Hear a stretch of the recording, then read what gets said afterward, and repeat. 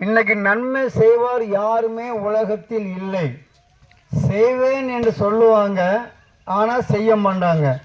தருவேன் என்று சொல்லுவாங்க, ஆனால் தர மாட்டாங்க. ஆனால் நம்ம யாரை நம்பிக்கொண்டு இருக்கிறோம் அவங்கள தான் நம்புவோம். எங்கள் மாமா தாரன் சொன்னார், எங்கள் மச்சான் தாரன் சொன்னார், என் அக்கா தாரன் சொன்னாங்க. ஆனால் வேதம் அப்படி சொல்லலை. அவர் உலகமெங்கும் நன்மை செய்வராகவே சுற்றி தெரிந்தார். நம்ம தருகிறவரை விட்டுருவோம், தராதவங்களை பிடிச்சிக்குவோம். அதான் மனுஷன் நம்ம பிடிச்சிக்குவோம். வேதம் தெளிவாக சொல்லுகிறது, உங்கள் துக்கம் சந்தோஷமாய் மாற வேண்டும் என்றால் யாரை நான் நம்ப வேண்டும்? இயேசு ஆகிய மனுஷரை மட்டும், இயேசுவை மட்டும் நான் நம்ப வேண்டும். அது வேதம் தெளிவாக சொல்லுகிறது. மெய்யாகவே மெய்யாகவே உங்களுக்கு சொல்லுகிறேன், நீங்கள் அழுது புலம்புவீர்கள், உலகமோ சந்தோஷப்படும், ஆனாலும் உங்கள் துக்கம் சந்தோஷமாக மாறும். எனக்கு பிரியமானவர்களே, துக்கம் இல்லை என்று மனுஷனா பிறந்தா யாருமே சொல்ல முடியாதுங்க. ஏன்னா இன்னைக்கு எக்ஸாம் முடிஞ்சதுங்க, பிள்ளைங்களுக்கு காலேஜ் ஃபீஸ் கட்டணும், இல்லை +1 +2 சீட்டு கிடைக்கணும். அந்த பெற்றவங்களுக்கு ஒரு பாரம் இருக்கும், ஒரு துக்கம் இருக்கும். படிச்சுட்டு பிள்ளைங்க இருப்பாங்க, வேலையே கிடைக்காம இருக்கும்.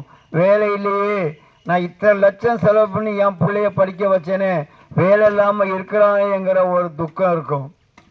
வேலையும் கிடைச்சாச்சு, இத்தனை வருஷம் இத்தனை வயசாகுது, என் பிள்ளைக்கு இன்னும் திருமண காரியமே கூடலையே அப்படிங்கிற ஒரு துக்கம் இருக்கும். திருமணமும் கர்த்தர் நடத்தி வைக்கிறாரு, குழந்தை பாக்கியம் இல்லாமல் இருக்கும், குழந்தை இல்லையங்கிற ஒரு துக்கம் இருக்கும்.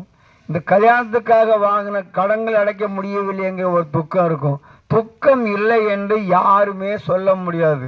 ஆனால் உங்கள் துக்கம் சந்தோஷமாக மாற வேண்டும் என்றால் நாம் யாரை விசுவாசிக்க வேண்டும்? யாரை நாம் நம்ப வேண்டும்? யாரை நாம் முன்ன நிறுத்த வேண்டும்? மனுஷன் அல்ல, உதவி செய்கிற கரங்கள் அல்ல, சுகத்தையும் உதவி செய்கிற இயேசு மட்டும் நீங்கள் முன்ன வைக்கும்போது உங்கள் துக்கத்தை எல்லாம் என் தேவன் சந்தோஷமாக மாற்றுவார். பிரியமானவர்களே, நாம் இதுவரை வாழ்ந்த வாழ்க்கை வேறு, இனியும் வாழ்கிற வாழ்க்கை வேறு. ஏனென்றால் இயேசுவின் வருகை மிக சமீபமாக இருக்கிறது. ஆனால் அவர் நேற்றும் இன்றும் என்றும் மாறாதவராய் இருக்கிறார். ஜீவனுள்ள தேவன், நாம் ஆராதிக்கிற என் தேவன் நம்மை தப்பிவிக்க வல்லவராய் இருக்கிறார். ஆம் பிரியமானவர்களே, நாம் அவரை விசுவாசிக்க வேண்டும், நாம் அவரை நம்ப வேண்டும். நாம் அவரை நம் இருதயத்துக்குள்ள வைக்கும்போது நம்மளுடைய கவலைகள் மாறும், கண்ணீர் துடைக்கப்படும், கஷ்டங்கள் எல்லாம் மாறும், நம்முடைய துக்கம் சந்தோஷமாக மாறும். இயேசு உங்களை நேசிக்கிறபடினாலே இந்த நாளிலே இந்த மக்களுக்கு இந்த வார்த்தை சொல்லும்படி ஆண்டவர் ஏவுகள் ஊட்டினபடினால அவர் சொன்ன அந்த வார்த்தையை, அவர் செய்த நன்மையை நான் உங்கள் மத்தியிலே கூறிக்கொண்டிருக்கிறேன். உங்கள் துக்கம் சந்தோஷமாக மாற வேண்டுமா? மனுஷனை நம்பினதெல்லாம் போதும், ஜீவிக்கிற இயேசுவை மாத்திரம் நம்புங்க, உங்கள் துக்கம் சந்தோஷமாக மாறும். தேவன் தாமே இந்த வார்த்தையை ஆசீர்வதிப்பாராக. ஆமென்.